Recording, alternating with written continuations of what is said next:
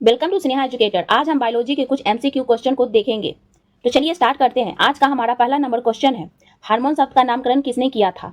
तो हार्मोन शब्द का जो नामकरण किया था वो किया था बेलिस एवं स्टार्लिंग ने। तो इसका आंसर हो जाएगा option number C.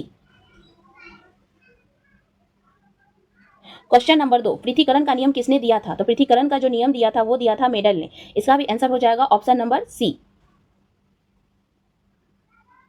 Question number 3, जीव विज्ञान शब्द का प्रयोग सर्वप्रथम किसने किया था? तो जीव विज्ञान शब्द का सर्वप्रथम प्रयोग लैमार्क तथा ट्रेविरेनस ने किया था। तो इसका आंसर हो जाएगा ऑप्शन नंबर ए।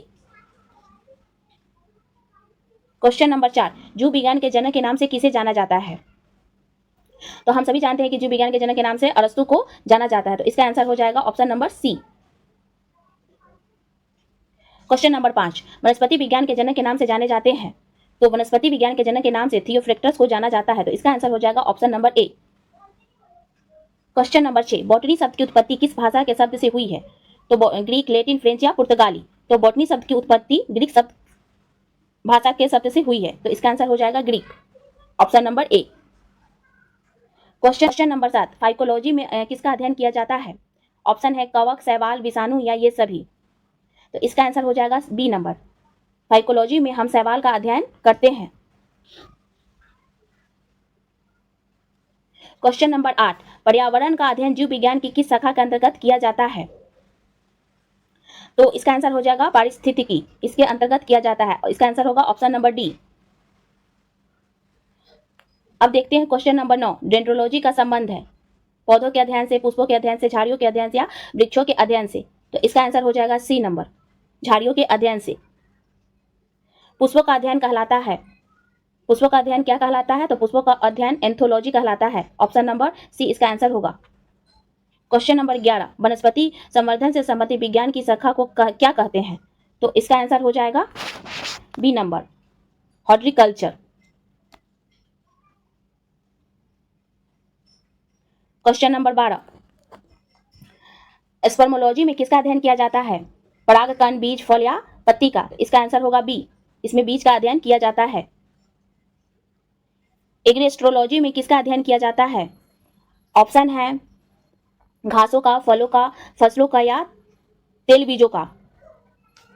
तो इसका आंसर होगा ए नंबर, घासों का। ऑप्शन ए इसका सही आंसर है। क्वेश्चन नंबर 14, पीडोलॉजी में किसका अध्ययन किया जाता है? भूमि का, फलों का, चट्टानों का या पौधों का? तो पीडोलॉजी में भूमि का अध्ययन किया जाता है। ऑप्शन नंबर ए सही आंसर है। क्वेश्चन नंबर 15, पौधों को नाम देने वाले विज्ञान को क्या कहते हैं? नामकरण, वर्गीकी, पहचान या वर्गीकरण? तो इसका आंसर हो जाएगा बी नंबर, वर्गीकी, ऑप्शन नंबर बी। अब आते हैं क्वेश्चन नंबर 16 पे, निम्नलिखित में से किसे वर्गीकी का पितामह कहा जाता है? ऑप्शन है लंगर, लिनियस, अरस्तु या लैमार्क? तो इसका आंसर हो जाएगा बी नंबर। क्वेश्चन नंबर 17, सूक्ष्म जीव मिलते हैं रेतली मिट्टी में, लवण युक्त पानी में, दलदल भूमि में या इन सभी में? तो इसका आंसर हो जाएगा सभी में, इन सभी में मिलते हैं। सूक्ष्म जीव कहाँ कहाँ मिलते हैं? तो सभी में मिलते हैं। क्वेश्चन नंबर 18, विषाणु वृद्धि करता है जीवित कोशिका में, चीनी के विलयन में, मृत शरीर में या पानी में? विषाणु वृद्धि कहाँ कहाँ करता है? तो जीवित कोशिका में जो होता है वो विषाणु वृद्धि करता है। इसका आंसर हो जाएगा ऑप्शन नंबर ए। साबूदाना किससे बनाया जाता है? ऑप्शन है पाइनस, सेड्रस, जूनिपेरस या साइकस? तो इसका आंसर हो जाएगा साबूदाना को साइकस से बनाया जाता है। Option number D. अब आते हैं क्वेश्चन नंबर 20 पे, फलों का अध्ययन को क्या कहते हैं? फिनोलॉजी, पोमोलॉजी, एग्रोस्ट्रोलॉजी या एंथोलॉजी? तो फलों के अध्ययन को पोमोलॉजी कहा जाता है। तो इसका आंसर हो जाएगा ऑप्शन नंबर बी।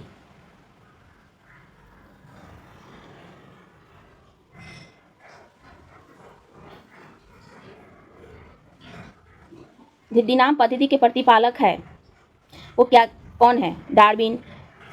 इसके जो प्रतिपालक है वो है लिनियस। ऑप्शन नंबर सी इसका सही आंसर है। क्वेश्चन नंबर 22, जीवाणु की खोज सर्वप्रथम किसने किया था? तो जीवाणु का खोज सर्वप्रथम किसने किया था? तो जीवाणु का खोज सर्वप्रथम,